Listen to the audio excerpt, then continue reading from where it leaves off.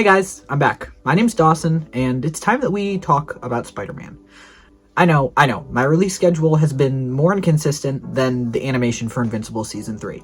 Did I just tease another video coming out soon? What? Anyways, we're not here to talk about...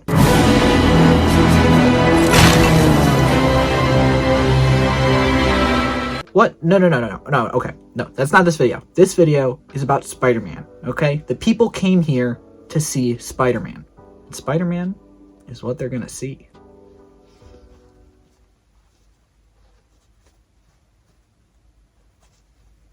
One moment, please. Okay. The people came here to see Spider-Man, and Spider-Man is what they're gonna see. I'm not sure how this channel has devolved into me dressing up like people every single time I review something, but I invested in a skin-tight Spider-Man suit because I heard if you put these on, you get really good views and monetization. What? Oh, that's not this platform? Someone could have told me that before I bought this suit. Okay, well, stuck with it now. Anyways, without further ado, let's get into what might be one of Marvel's best shows ever. Your Friendly Neighborhood Spider-Man. Starting with the most controversial part of the show, it has to be the animation, right? People are very undecided on whether or not they like it or they hate it. And yeah, okay, it is super stylized. And this is mostly because it's modeled off of the artist Leonardo Romero. I apologize if I'm saying that wrong. But he has a very unique style that kind of captures and modernizes the golden age of comics, and it works really well in the 2D medium. However, transitioning something that looks so good in the 2D medium into something 3D can be an issue. I'm looking at you, What If. Is that a hot take to not like the What If? I think that might be a hot take. I don't know. What is a hot take is I actually really love the animation in this Spider-Man show. Now, I get it. It can be choppy in some parts, don't get me wrong. But the parts where it excels, for me, completely overturn any of the negatives that this animation might have. I really love the tone it brings, the uniqueness. You know, when we have Spider-Man shows like this is what, our 6th or 7th animated Spider-Man TV show, and we gotta bring something new to the table, right? That's what this show does. Regardless of if you like it or not, you can agree there is no other Spider-Man show that looks like this, and it gives this a distinct visual style. I know it's definitely not for everyone, but I mean, if you look even at the last animated Spider-Man show's animation, you have to agree it's an improvement. While it was a little bit weird to get used to, once I got over that hump of watching the first episode, it completely was fine to me, and I actually enjoyed some of the animated sequences. A lot of the fight scenes I think were done really well, and the animation actually lended to making it look cooler. I think this show does a really good job of paralleling the art style in the way that it is a modernized version of the golden age of comics. This takes something old, something we've seen before countless times, the story of Spider-Man, right? And it completely modernizes it. It brings it into this new light, and it changes a lot, which might be another thing that a lot of people didn't like, but I actually loved it. This is what we need with Spider-Man. Right? I don't want to see faithful comic adaptation after faithful comic adaptation. I've seen so much for Spider-Man already. I want something new, and that's exactly what this show brings us. For example, this show gives us a completely new origin to Spider-Man. And I'm not gonna lie, I kind of love it. One thing I really like about this new origin is it shows us that Peter is a hero off the bat, and him getting bit by the spider is directly a result of him saving someone. We see this with Peter or Miles in every version of the iteration of Spider-Man, right? He is shown to be, you know, this guy who cares for others, he puts others before him, and then he just happens to be in the right place at the right time. He gets bit by the spider. And they follow this kind of motif, right? That is it could be anyone under the mask. That's what makes Spider-Man so important, is that he's not special, he's just a kid, it could have been anyone. This is the motif that Amazing Spider-Man 2 completely disregarded when they made the whole, you know, it was in his blood type thing. But you know what? I don't care. Cancel me. I still love that movie. Actually, don't cancel me. Don't. Because I'm not even popular enough to be canceled, and I don't know how to play the ukulele yet, so it'd be a pretty boring apology video. Anyways, one of the big appeals of Spider-Man is that it could be anybody, and this doesn't take away from that at all. If anything, it just shows us, again, that happenstance of having to be in the right time at the right place, and that's what this Peter does. He basically steps in, he saves Nico from being torn apart by this alien monster symbiote thing, and then because of him stepping up to do this, he's in the right spot for the spider to drop on him and bite him. And I think this is really cool. It highlights that heroism that Spider-Man needs to have, that putting others before himself. And it pushes that forward while also giving him his own origin story. It does both of these things in a way that is subtle and shows us what kind of Peter Parker we're going to get, and I really like that. Aside from this, there's not a lot of major changes to Peter as a character. At his heart, at his core, he's still that lovable nerd who cares about everybody and tries to be a hero regardless of if he's trying to be a friend or if he's trying to be a student at the same time. He has to find that balance. And regardless of if the actor who plays him knows anything about the character, the writing is still there to make this a really great Peter Parker. Aside from Peter, this show is, as the showrunner put best, an ensemble show. And I'm going to talk to you. I'm going to talk to you. I'm going to explain a little bit of what that means and also why it benefits this show so much. Aside from just focusing on Peter and his role as Spider-Man, which is something we've seen a bunch. We've seen all these movies solely focusing on him. This focuses on the neighborhood. It focuses on his friends. It focuses on the other characters. We get a great version of Harry Osborn. We get Nico. We get Lonnie. We get all these cool characters that have these arcs, and it builds for a much richer story. I could spend all day talking about all the fantastic characters in the show and how they make it a better show as a whole, but we don't have that time, and you don't want to watch me talk for that long. So we're just going to focus on the best character in this show, arguably, Lonnie Lincoln, aka the Tombstone. Now, as woke or not as Hudson Thames was worried about this show becoming, it does a really good job of highlighting minorities, how they work in the city, how they live, how they feel.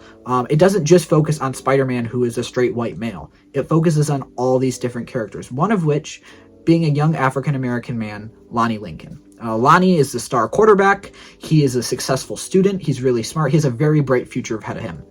But when his brother gets involved in a gang, he has no choice but to take his brother's spot in order to save him, thus becoming a part of a gang.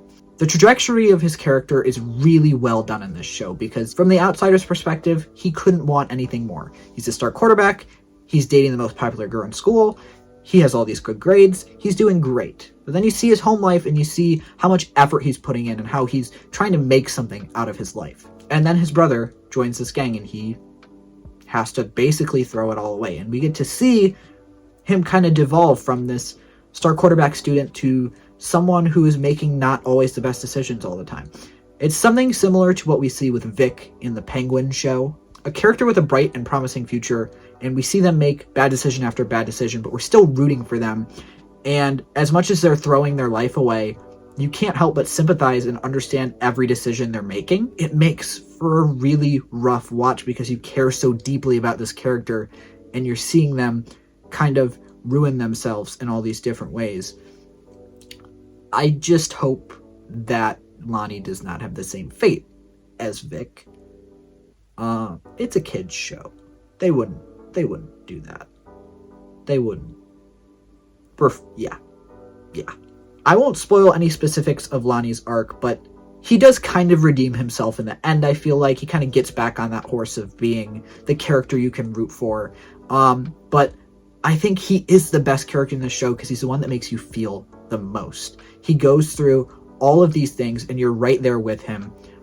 Regardless of what it is he's doing, you understand his motive in every scene, and you can tell that he's just trying his best. His character is by far the biggest highlight of the show, and the thing that I will remember the most from this in terms of comparing to other Spider-Man adaptations. Just rattling off some other highlights for me, Nico Minoru,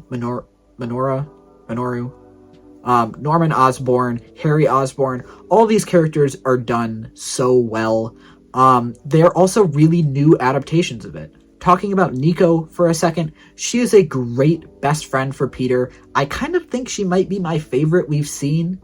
No offense to Ned, but Ned's just kind of there. He's kind of the comedic effect. Nico has more to do with this story. She's more of a heart, and we get to see her bond with Peter grow more. And I really appreciate that, and I think that kind of lends itself to the fact that this is a TV show, so we get to see a little bit more of this character. But regardless, I really like the way she's done in this. And that thing with the amulet, she has that amulet. We're going to talk about that more later. But the amulet is cool. Norman Osborn, they knock out of the park. They do such a good job of making him seem completely trustworthy and also like a total villain at the same time. Zero clue what his motives are. I can't tell if he has Peter's best interest in mind. I can't tell what he's doing, but I feel like there's definitely some evil in his future / in his present. He might be evil now is what I'm trying to say. I think I've said all I can say about this show in terms of review without spoiling the finale. So I will say this is a perfect Spider-Man show in my opinion. I don't really have any notes other than maybe I wish it was a little bit longer. That's what she said. That's what she said. I wish we would have gotten a little bit more build, a little bit more story before we got that finale. But other than that, I'm going to give it a 9 out of 10. I thought it was fantastic. Say that again? Spectacular. I should have said spectacular or amazing. It was amazing. Spider-Man. It was amazing Spider-Man. Amazing Spider-Man. Okay, if you don't want any spoilers for the finale, leave. Get out of here. Because I'm going to talk about the finale and what maybe we can expect for further seasons. Alright, dope. Lonnie. Lonnie is the Tombstone, right? Which is a known Spider-Man villain from the comics. He was a part of the DLC for one of the Spider-Man games, I believe. And he is a villain. He's a mob boss. Who has indestructible skin and is kind of superhuman. Now, I think we're going to see Lonnie as a villain at some point. But that being said, in the finale, he does get his powers. And he helps Spider-Man take down Scorpion. And he actually prevents Peter from killing Scorpion. And that's a really interesting thing for me because how are we going to see this person who literally stops Peter from becoming a bad guy then transition into a bad guy? I think it's possible. I think it can be done right. And it would be heartbreaking to see them come into this conflict, Peter and Lonnie, as people who are so close, people who are good friends. That being said, I don't know if they're going to do it. I don't think they will. There is something about the way he was written in episode 9 that makes me believe that maybe they're changing the character of Tombstone to make him more of an anti-hero. Someone who doesn't always make the right decision, but who's always there when it matters. That being said, we get that shot of him during the finale, and he's kind of seeming to have taken up the spot of Big Don as the leader of the gang. That could be something really interesting we see in Season 2, Lonnie taking on this responsibility of being in charge of this gang and maybe seeing how it impacts him, and maybe that's what does drive him to be a villain. We see him kind of throw away his high school jacket, symbolizing that he is giving up his old life and moving on to something different. Obviously, the last episode was kind of just there to set up for the Venom symbiote, I feel like. It kind of wrapped everything up in episode 9 and then gave us more in episode 10, kind of setting up more Doctor Strange. I did really like the time loop thing, that the reason that Peter was bit by a spider is because he was helping Doctor Strange and Doctor Strange got sent back in time. So the spider that bit him is from his own DNA from the future. It's all very confusing, but it's really cool, and I like that they did that. Again, it's a fresh take, and it kind of gives us a full circle moment at the end of the season. But yeah, it's definitely setting up Venom, and I'm curious who they would make Venom. I think maybe Amadeus Cho, even though I know he's supposed to be Hulk.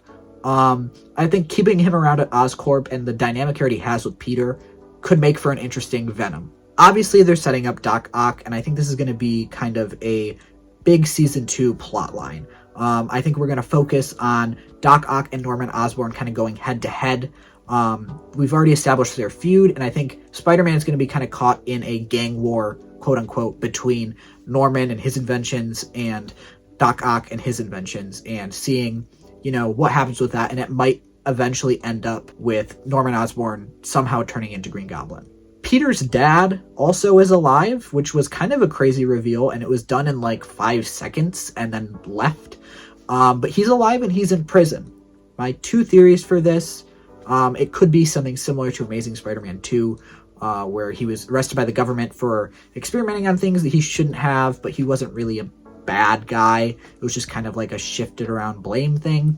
Or maybe he killed Uncle Ben. I think that would be crazy. I think it would be outlandish, but it would be a really interesting take that I'd love to see explored. And we don't know how Uncle Ben died in this universe, and we do know that they changed a lot already, so I don't see this as totally out there, but it might be a little too dark for the tone that they're going. Last thing I wanted to touch on was Nico. Nico's amulet, obviously, she started talking to her mom at the end of the season. I think this is definitely a reference to the comics. If you don't know, in the comics, Nico's character is a hero. She's a part of the Runaways, and she basically just deals with dark magic. But in the comics, her parents are villains. I don't think they're going for that route because obviously at least her mom is dead. And I think it'll be interesting to see where they go with this.